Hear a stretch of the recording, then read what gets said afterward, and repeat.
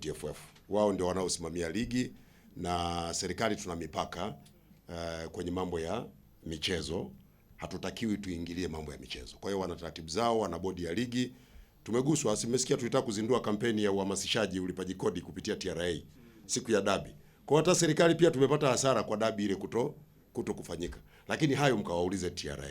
Sasa angalau TFF, nina maana ya TFF.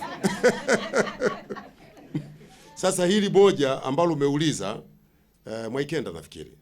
Sasa ni hivi ndugu zangu, ni kweli leo tumeamka na hiyo taarifa kwamba CAF wameufunga uwanja wa Benjamin Mkapa kwa sababu ya dosari za kwenye eneo la kuchezea, yani kwenye pitch. Tumeipokea ile taarifa. Ukaguzi wa CAF ulifanyika kama wiki 2 au zaidi zilizopita. Na ule ukaguzi ulifanyika baada ya mechi ya Simba na Azam. Kumbukeni, sisi uwanja tulishautangaza kuufunga kwa ajili ya kupisha ukarabati. Lakini hizi mechi zinakuwa na mashabiki wengi na kuna mambo mengi ya kiusalama na nini na nini. TFF wakaja kutuomba, tunaomba tutumie uwanja. Siku wamekuja wale, uwanja ule ulikuwa umekatwa nyasi mpaka chini kabisa. Kwa wachezaji walipokuwa wanacheza, na unajua hizi mechi zina pressure, uwanja ukaenda unachimbika baadhi ya maeneo. Wakaguzi wa CAF walikuwepo.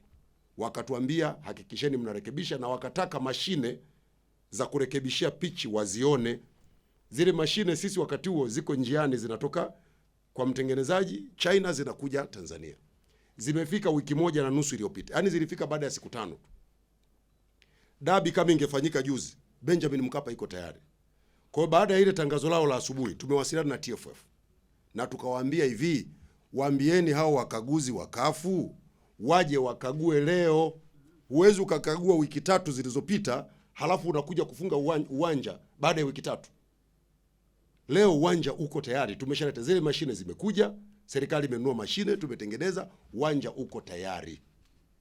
Lakini tulitangaza uwanja unakarabatiwa. Uwanja uko kwenye ukarabati. Hizi mechi zinazofanya pale ni kwa maombi, na kusema ukweli ni kwa maombi yao. Sisi wenyewe hatukutaka mechi yote ifanyike pale, kwa sababu ni lazima umwache mkandarasi mpaka amalize. Actually kwa sisi serikali kuendelea kutumia uwanja wakati bado unakarabatiwa inatuongezea gharama. Huu uwanja utakiwa ukamilike mwezi wa 8 mwaka jana. Mpaka leo haujakamilika kwa sababu kila wakati tunatumia uwanja.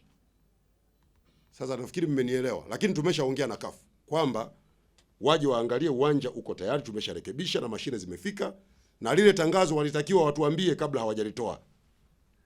Nafikiri mmenielewa. Sasa naombeni maswali ya dabi na uwanja yaishie hapa. Tuendelee na maswali ya TRA. Sawa jamani?